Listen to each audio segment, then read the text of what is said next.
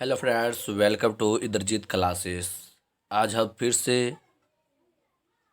देखने वाले हैं special railway group D science set. Target है रेलवे ग्रुप डी को इस बार पार करना। इससे कुछ समय पहले हम सभी जीके कवर कर रहे थे और बहुत सारे क्वेश्चन हम जीके का भी कवर कर चुके हैं, लेकिन फिर से हम उसी सेट पर लौटे हैं, special railway group D science set पर। चलिए ज़्यादा समय ना गवाते हुए आज का सेशन स्टार्ट करते हैं। आज के सेशन में हम देखने वाले हैं special railway group D previous year question series. तो चलिए ज़्यादा समय ना गवाते हुए आज का सेशन स्टार्ट करते हैं।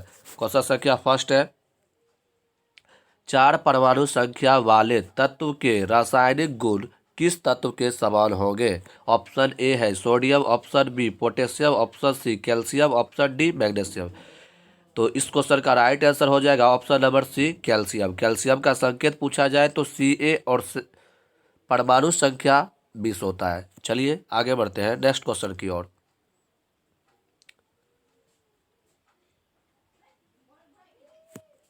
चलिए नेक्स्ट क्वेश्चन है, क्वेश्चन संख्या 2 है, परमाणु के भीतर न्यूट्रॉन द्वारा प्रोटॉन पर आरोपित बल कहलाता है? ऑप्शन ए है नाभिकीय बल, ऑप्शन बी है गुरुत्वाकर्षण बल, ऑप्शन सी है क्षेत्रीय बल, ऑप्शन डी है इनमें से कोई नहीं। एक बार फिर से क्वेश्चन रिपीट कर देते हैं। परमाणु के भीतर न्यूट्रॉन द्वारा प्रोटॉन पर आरोपित बल कहलाता है।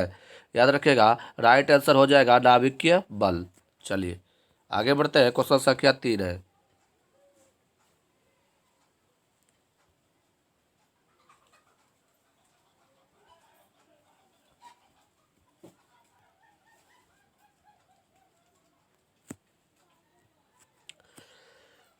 ऑक्सीजन के सापेक्ष क्लोरीन की संयोजकता होती है? ऑप्शन ए है 5, ऑप्शन बी है 3, ऑप्शन सी है 6, ऑप्शन डी है 7। तो राइट आंसर हो जाएगा option number D chlorine.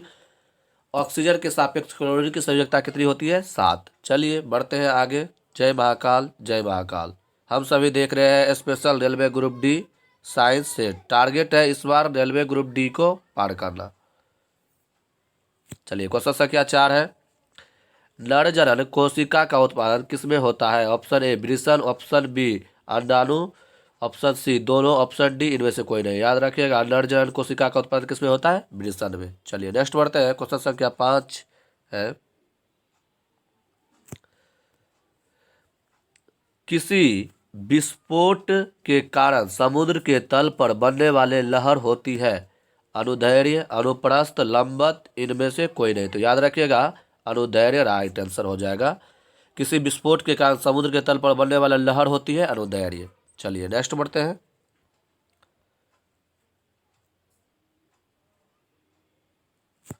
Question संख्या 6 है, परमाणु संख्या 57 वाले तत्व किस ब्लॉक से संबंध रखता है? Option A S F block, option B S block, option C D block, option D है पी ब्लॉक। तो राइट आंसर इसका हो जाएगा डी ब्लॉक।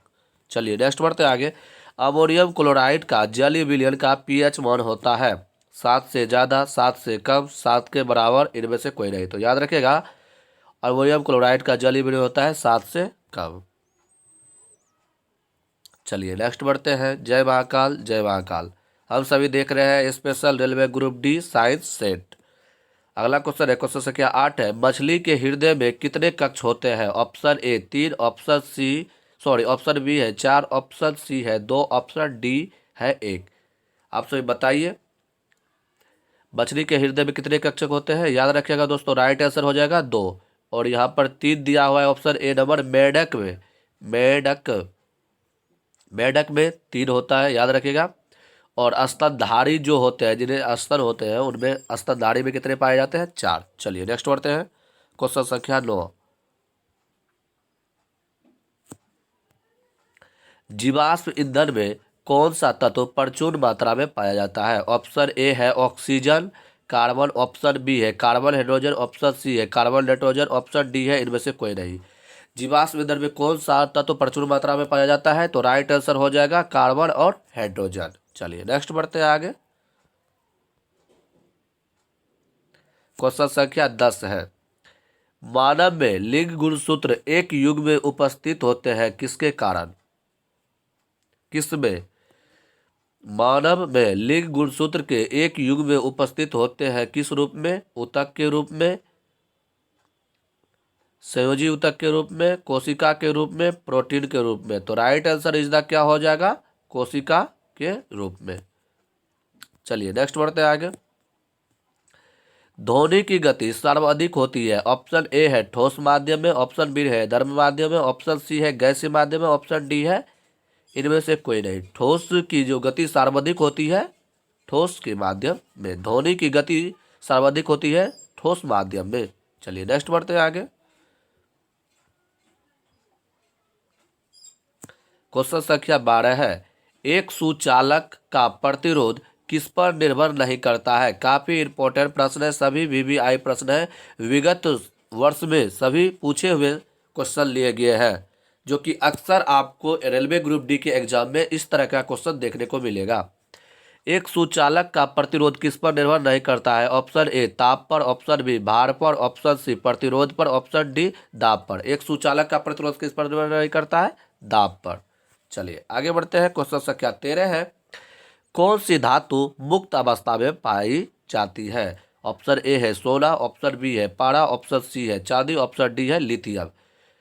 तो याद रखिएगा कौन सी धातु मुक्त अवस्था में पाया जाता है? सोना, AU। परमाणु संख्या 79, याद रखिएगा। चलिए यहाँ पर पारा है, पारा का संकेत होता है Hg, परमाणु संख्या 80। चलिए नेक्स्ट बढ़ते हैं आगे।